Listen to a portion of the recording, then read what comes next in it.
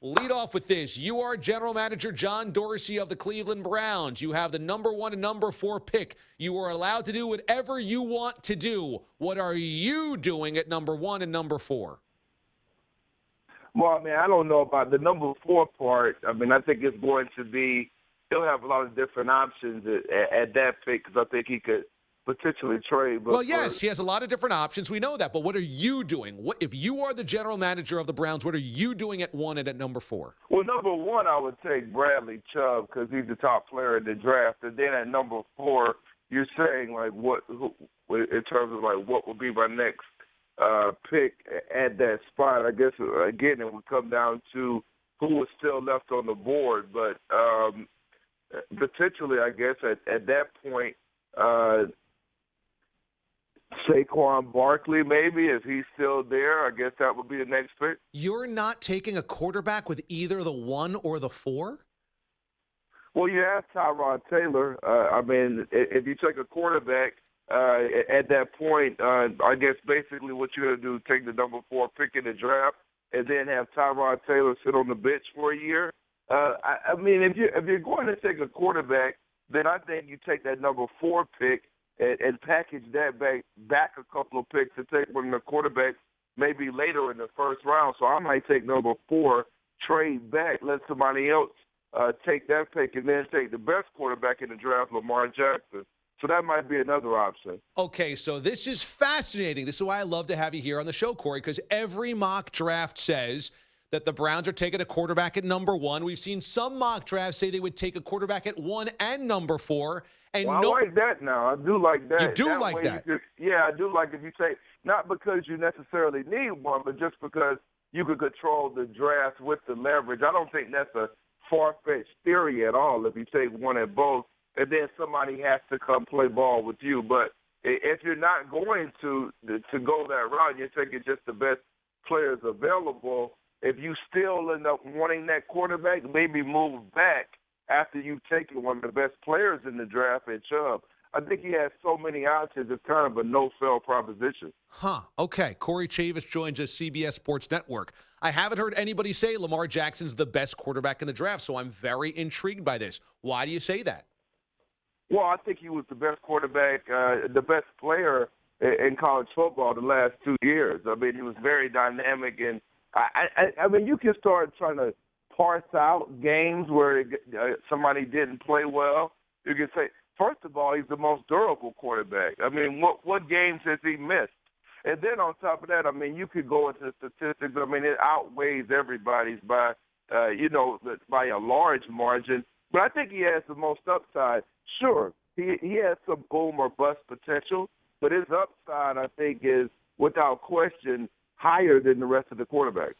So there's a lot of question marks surrounding Lamar Jackson that maybe he wouldn't be able to convert into a true pocket passer in the NFL, that you could be a great runner and passer in college, but it wouldn't work in the NFL. You feel comfortable saying that he could transition into that in the NFL? Absolutely. I mean, I think that there's been examples.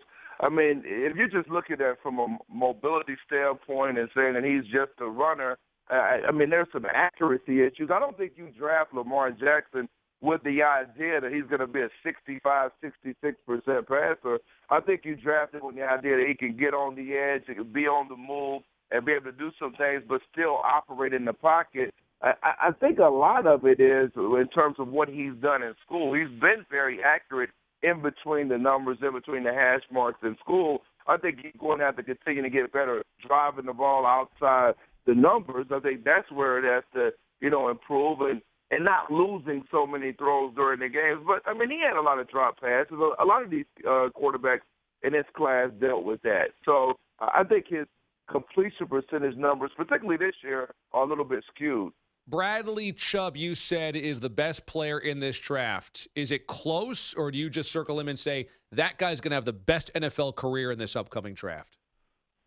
Well, I mean, I look at him as a Justin Houston type. I think that Justin Houston, I don't know necessarily if he'll ever. Justin Houston went over the 20-sack plateau in his career since he's been in the league, but I think he has even more upside in terms of consistency. When Houston came out, had questions about the motor, and that's why he fell in the draft and some other stuff.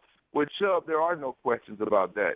And then you have the power and the fact that he really expanded his pass rush repertoire this season and took it to the next level. Two-time team captain. I mean, I just think that he has a very high floor. So even if he doesn't turn into a 15-sack-a-season guy, I think he's going to give you 10, 11 sacks year in and year out and be a guy in contention for the Pro Bowl. Do you worry about Josh Allen's performance against the Power 5 competition he faced? Not necessarily the Power 5 competition. I went to go see him in person.